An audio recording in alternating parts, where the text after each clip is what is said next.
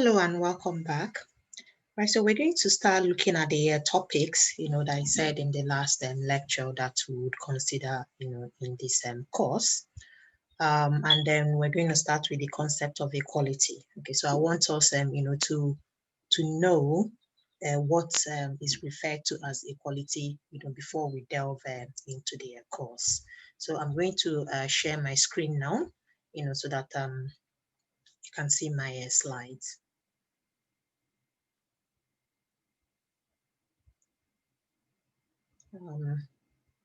Okay, right? So we have concept of equality. All right, so as I mentioned the last time, equality is not a simple concept. I do not think that equality can be achieved without a deliberate effort from individuals, from organizations, and from governments. Okay, so they have to put in a consistent effort to try to eliminate inequality. There have been three models of equality that have been identified.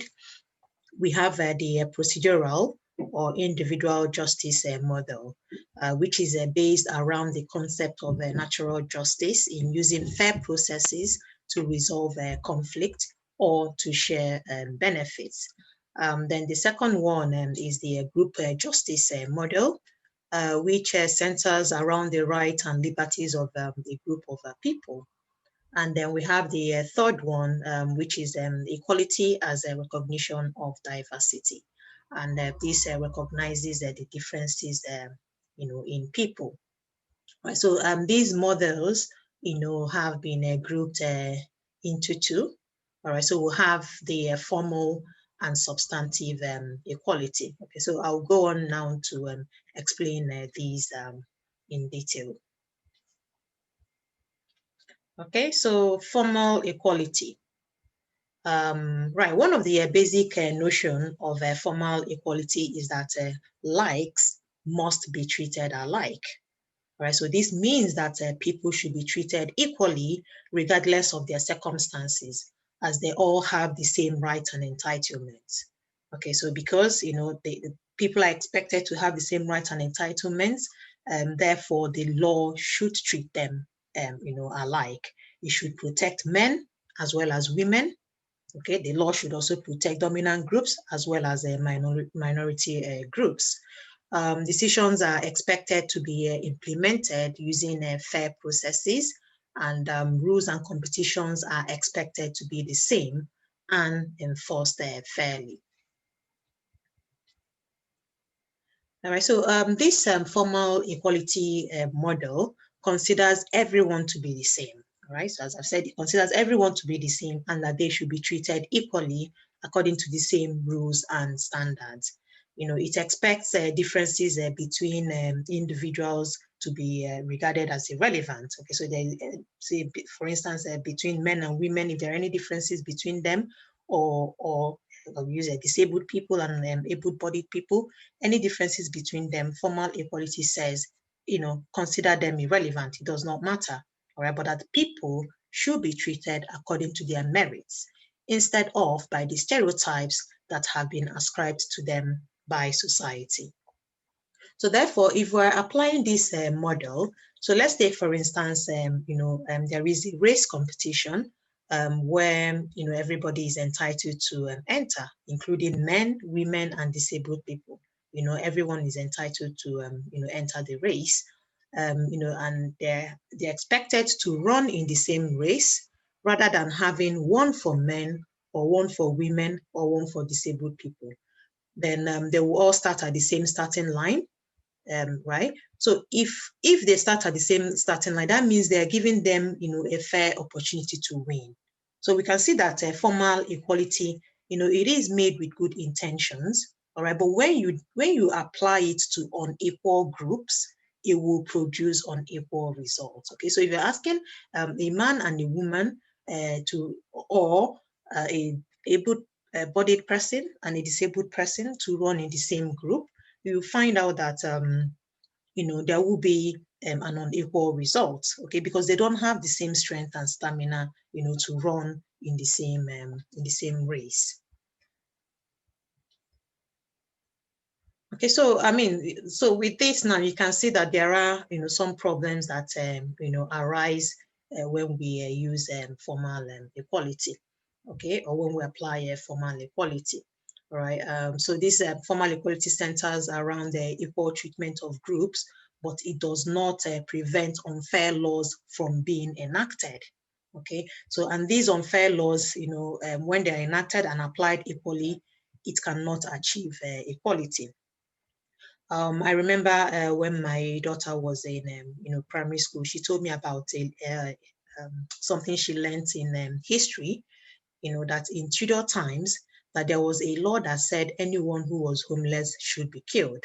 Okay, so that was a law that was made, but it was an unfair law because we know that, people can and do fall into hard times and they can become homeless.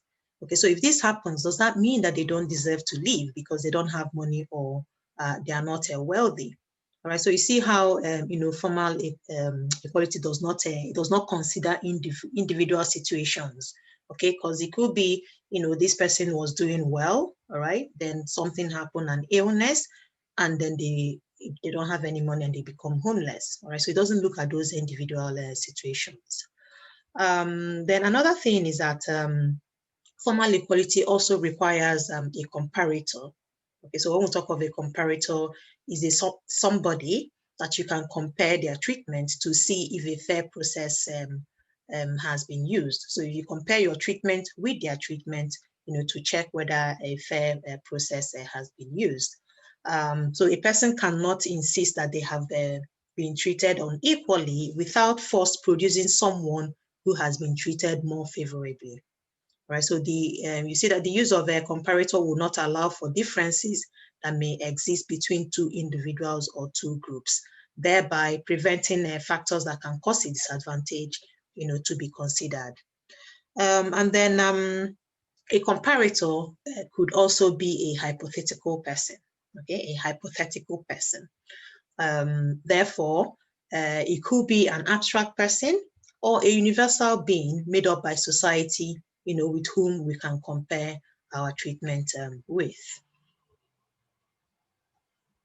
Okay, then another problem with formal equality is that it prevents more favorable treatment. Therefore, it prevents positive action. All right, we will be looking at what positive action is in a bit. All right, so due to a power imbalance that exists in society, if we make policies which are based on formal equality, it is more likely than not that it will reinforce inequality. Okay, another one problem with formal inequality is that it suggests that everyone is entitled to it, rather than just those groups specified in the law.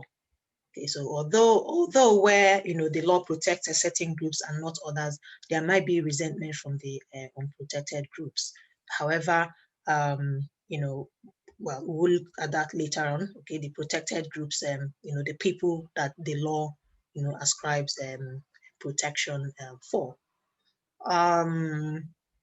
Then another problem again with formal equality is its characteristic of equality as consistent. Okay, so likes must be treated alike, and this makes it too rigid, to address all forms of inequality that arise. Okay, so yeah, so that's it for formal equality. It requires that everyone, irrespective of their differences or characteristics, should be treated alike. Okay, likes must be treated alike. All right, then we go on to look at substantive equality. All right, so due to the limitations of the formal equality that I've just mentioned, substantive equality was developed, as an alternative. This was developed from the requirements of international and regional laws that governments should take positive measures to promote equality. All right, so the international laws and regional laws, require state governments to adopt measures, to help promote equality. Then substantive equality recognizes classifications based on protected characteristics. And protected characteristics is, formal equality disregards it. It doesn't care about whatever characteristics an individual, has, whereas substantive equality takes all those into consideration. All right. Yeah, okay. Then substantive equality, it also takes account of past discrimination that groups have faced, okay, as well as social attitudes towards them, which deny them equal footing, especially in employment. Okay, so there are certain groups in society, that people do discriminate against. Okay, there are social attitudes towards certain groups, and obviously these sort of things affect them. Okay, so especially in employment, maybe when somebody applies and they are from a certain group, there is something known as unconscious bias. So the people making decisions may just kind of think maybe this person may be a troublemaker if they think that those the groups that they've come from, that they make trouble, and that may affect their decision. Okay. Okay, so substantive equality, does take individual characteristics into consideration when it makes decision. All right, so if we're all different, okay, so I mean, like I said, different groups, they have a past history, okay, and that past history may even be form part of the person's identity. Okay, so due to my history or where I am from, I may consider or think things differently, okay, and it can also be part of my identity. Now, so you see that if we are all different because of our history, it then means that, this abstract individual held out as the universal being by formal equality theory is not true, okay? So if we treat like as like, ignoring the different social contexts that affect individuals, then we will see that some groups will face a disadvantage. All right, so because a person is shaped by their, by their history of sexism or racism, is shaped by the history of their sexism or racism, okay, they cannot be expected to conform, to the norms of the universal being, all right, who has been, created out of the characteristics of the dominant group. Okay, so that's that comparator. When they want to compare your treatment, they will compare with maybe this a hypothetical person who is usually carved out of the dominant group. All right, but someone who has been, has had a history of discrimination, okay, that would have affected them. All right, and then if you now want them, okay, you now tell them, to achieve equality, we have to compare you to this group. You see that this, would affect their opportunity. Okay, then I mentioned the life cost there. Okay, so their past discrimination, the past discrimination that they have faced will affect the opportunity, and their relevant characteristics will continue to affect their life cost. Okay, so there is something known as the life cost theory, but without going into detail, it simply means that a person's relevant characteristics, say for instance the gender, okay, will affect their life course. All right, so let's say for instance, when a girl is born, her gender will predetermine, the kind of life that she will lead, based on, societal expectations. Okay, so it may mean that, she may face discrimination and be denied many opportunities. All right, so you see now when you have this girl that has faced past discrimination that affects, obviously this would affect her, okay, and then you ask her, the formal equality would ask her, okay, she should enter into a race with a man who may not have experienced such a discrimination, okay, she will not have maybe not have any chances to win against the man. All right, so so again, substantive equality, does consider past discrimination that people have, faced when making decisions. Okay, so there are two concepts of substantive equality.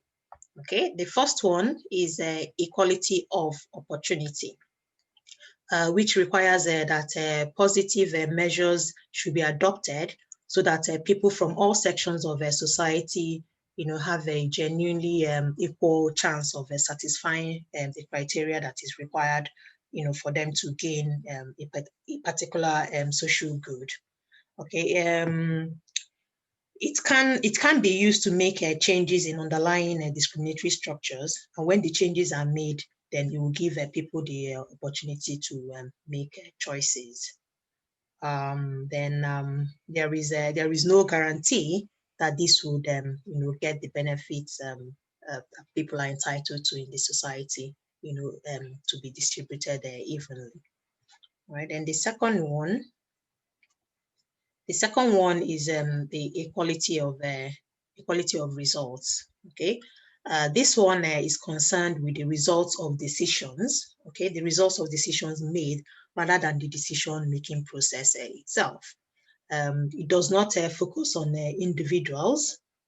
Okay, it does not focus on the people. Instead, it focuses on groups, and it aims to eliminate inequalities between dominant groups and discriminated groups. Because it focuses on results, it tries to ensure a fair participation of disadvantaged groups when there are benefits being given out. Okay, so it makes sure that those disadvantaged groups have fair chance to participate in it. All right, and it proposes to use affirmative action or preferential treatment in order to help these disadvantaged groups, increase their participation and overcome discrimination. Substantive equality, it targets indirect discrimination, that we find in the law, which deals with policies and practices, maybe organizational policies and practices that put disadvantaged groups at a detriment. Okay, all this we will look at in detail, when we look at types of discrimination. Okay, so that's it for formal equality and substantive equality. Okay, so formal equality is saying treat everybody alike, give everybody equal chances. All right, let them compete. Okay, we don't care about whatever characteristics they have. Just give them the opportunity. So say, for instance, if there's a job, leave it open for everybody to, to apply for that job. Let the, how do they say, may the best man win, or may the standing man win, or something like that. Okay, so give everybody, the chance to participate. While substantive equality, it's saying, okay, there are groups of people that have faced discrimination in the past. Okay, so because of that discrimination, they do not have the opportunity to reach for whatever benefit is there that is being pushed out. Okay, so let's say, for instance, we use the job again as an example. Okay, so there are some people that have faced the disadvantage. Maybe they don't have the qualification because of the discrimination that they faced. And then if you ask them, okay, compete with the others who have not faced any discrimination and have those qualifications, then they will not be able to reach for that opportunity.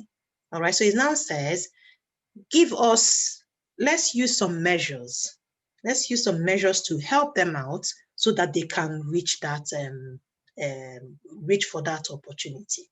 Okay, and it says they can use, the measures that they can use is a positive action measures, which is what I'm gonna look at now. Okay, right, so positive action.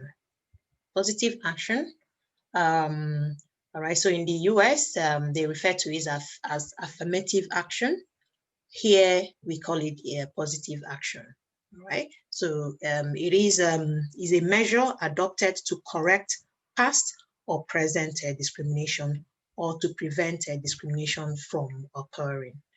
The United Nations refers to it as a temporary measures, temporary special measures, all right? And they recommend that government should adopt them as a means to speed up the equal participation of underrepresented groups, in fields that they are not represented in. Okay, so use a positive action to help them speed up equal participation, and also to also use it to achieve equality.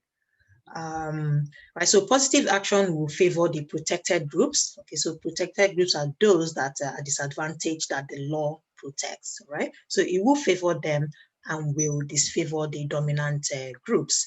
And when this happens, it can breach the equality principle, because the dominant group may be discriminated against.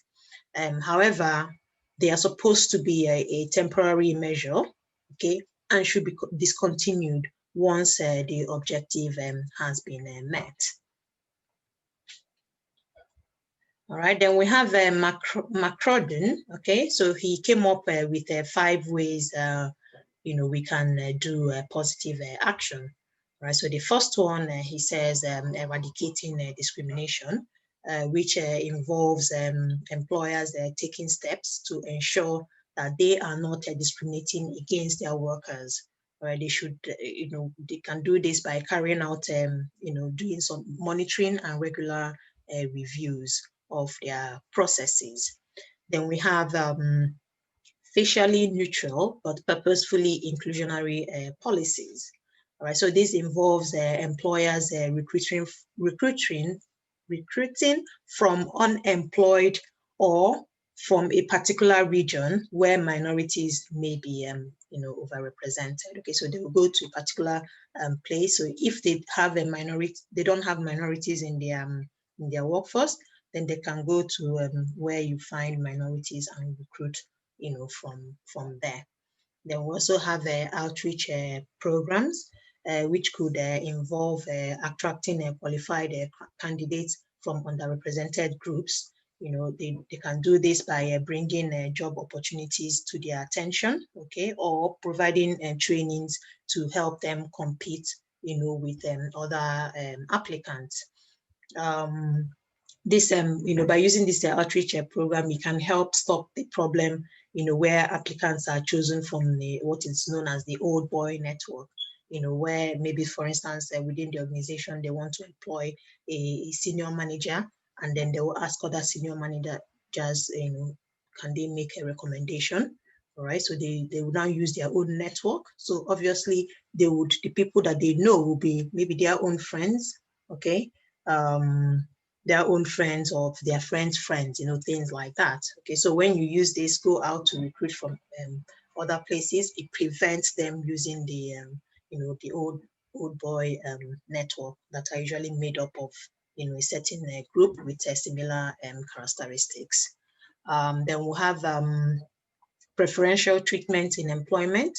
Okay, so this includes, targeting, hiring, or promoting qualified members of an underrepresented groups. Then we'll have redefining merit. So here, the employer will define what they are looking for.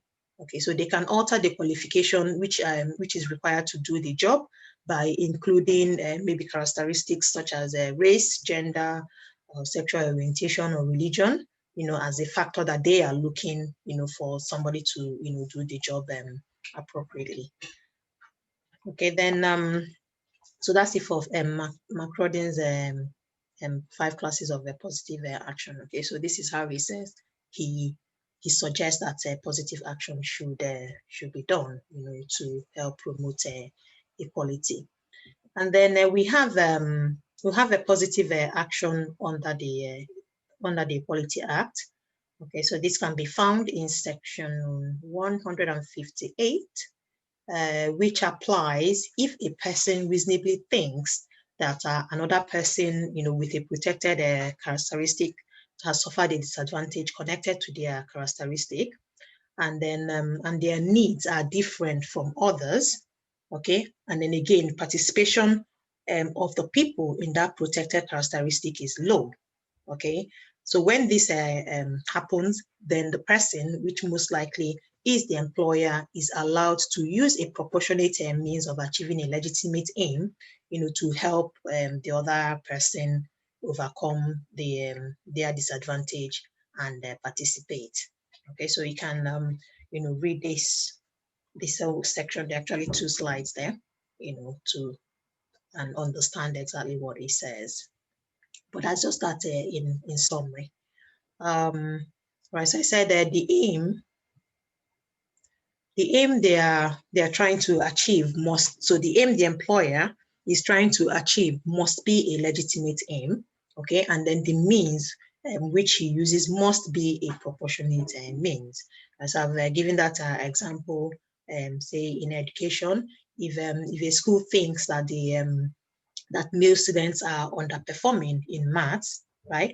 They could run extra trainings for boys. Okay, so maybe the boys are underperforming, so the school is entitled to run extra trainings for them, in order to help them overcome that advantage, so that they can do well in maths, right? So when they do this, when the school does this, it will not be classed as if the school, is discriminating against the girls. All right, so this scope for positive action in recruitment is limited. I'm sure you must have seen adverts where women or minority or even disabled people are encouraged to apply, in certain jobs. Okay, so you see the advert, they will say something like women or minority are encouraged to apply, something like that. Okay, that's the company doing a positive action. Okay, so they are encouraging them to come and apply. Maybe they are underrepresented in that workforce. Okay, so employers allow them to do that. All right, then we'll have another section again, section 159 of the Equality Act, which provides that if a person reasonably thinks that another person, with a protected characteristic suffers a disadvantage connected to that characteristic, or participation from people with that characteristic is low, okay, the person, again, who is likely will be an employer, is allowed to treat the other person more favorably in recruitment or promotion if there is a tie break between him and a third person, okay, and if this third person does not have a protected characteristic, okay, so the employer is allowed to treat the person more favorably. Okay, so again, let's read this. It's how many? 2 slides as well. Okay, there are 2 slides on that as well. All right, so for that section, the law allows an employer to treat the disadvantaged more favorably in connection with recruitment, but only where the first one, the candidate is as qualified as the other person. Okay, then number 2, that they don't have, there is no policy for automatic favoring. Okay, and then number 3, the favorable treatment is proportionate. Okay, the favorable treatment is proportionate. So if these conditions are met, then the tie break may be resolved in favor of the person, with the protected characteristic. All right, then I said, and note that it says as qualified as in section 4A. Okay, so this is to avoid employers thinking that the candidates must have identical qualifications. All right, so many factors may be considered, such as maybe their formal qualification, their experience, their ability, to perform, their performance in interview or the assessment. Okay, so this means that if a candidate is more qualified in one area, then the other candidate will be as qualified as him, because of their strengths in other area. But where both candidates meet the job criteria, but one is better qualified, okay, they meet the job criteria, but one is better qualified, okay, not as qualified as, is better qualified, then this section will not apply. Okay, otherwise, otherwise it will be in breach of the equality principle. Okay, and I said that these provisions must comply with the European Convention on Human Rights as well as the EU law. Okay, so this still applies. We're not yet sure, what the future holds. Okay, so when we do know, I'm sure we'll let you know. Right, then the European Court of Human Rights, has sanctioned positive action in STEC against the UK, all right, where it says that Article 14 does not prevent member states from treating groups differently, in order to correct any inequalities, between them. All right, so yeah, that kind of brings us to the end of this. Okay, so I think, with this now we can understand, when we're talking of equality, what it really means. Okay, formally there's formal equality and substantive equality. Substantive equality saying take considerations of individual differences into account, and it says when doing that, use positive action measures, to help them reach for those advantages. Because if left to their own devices, they may not be able to reach for those advantages or benefits, because of past discrimination that they may have faced. Okay, so which could be sexism or racism or whatever type of disadvantage that they may have faced. Then in case of a disability, it will be their disability. Okay, so use positive action measures to help them to reach for those advantages. All right, so next week we would be looking at protected characteristics. So we'll see the groups, okay, of people that the law actually protects. Okay, so there are 9 of them, all right, that the law protects. We'll be looking at that. So I will see you next week.